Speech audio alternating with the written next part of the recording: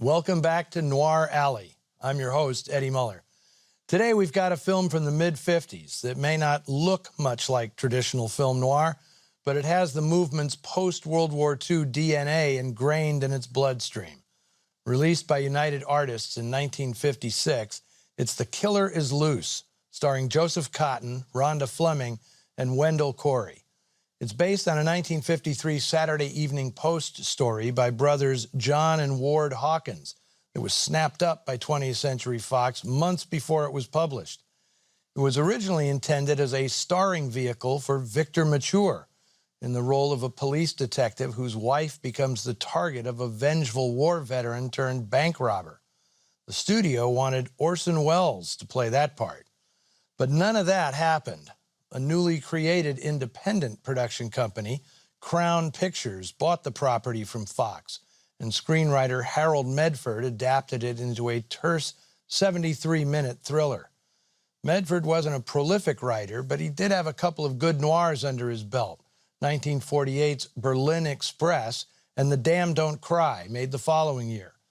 The neophyte producers assembled an A-list cast for what was essentially a B picture. Cotten, Fleming, and Corey were all on board before the producers signed the essential contributor to the film's success, its director. Oscar Bedecker is one of the more fascinating and colorful directors of the classic era.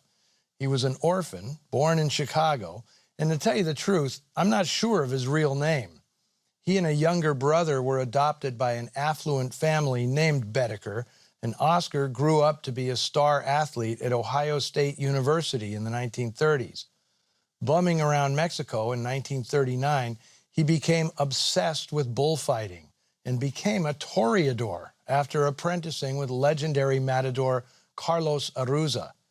His skills ended up getting him a job as a technical advisor on Ruben Mamoulian's 1941 bullfighting romance, Blood and Sand. That set Bedecker on a course to become a director, and during the 1940s he made numerous B films, including a couple of fun noirs, Escape in the Fog and Behind the Locked Doors. But his breakthrough was 1951's The Bullfighter and the Lady, a fictionalized version of Bedecker's own life, in which Robert Stack essentially played the director. It was the first film on which Bedecker used the nickname by which he'd always be known, Bud Bedecker.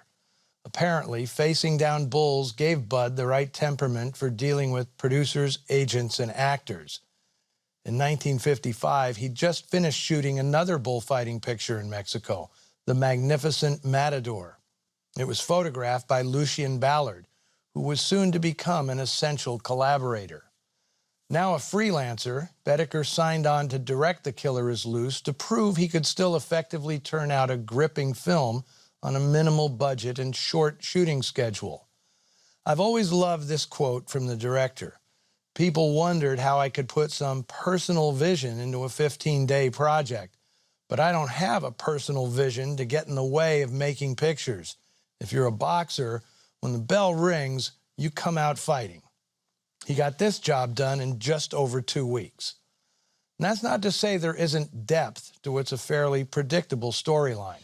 The character of Leon Poole, played brilliantly by Wendell Corey, was a man with whom the director clearly sympathized. Although he's ostensibly the villain of the piece, the audience ends up empathizing much more with his story than that of the harried and henpecked cop and his nagging wife.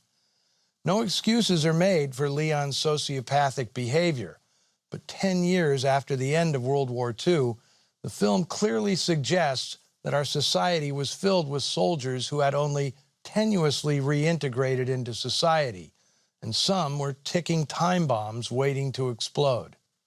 It's 1956, and the killer is loose.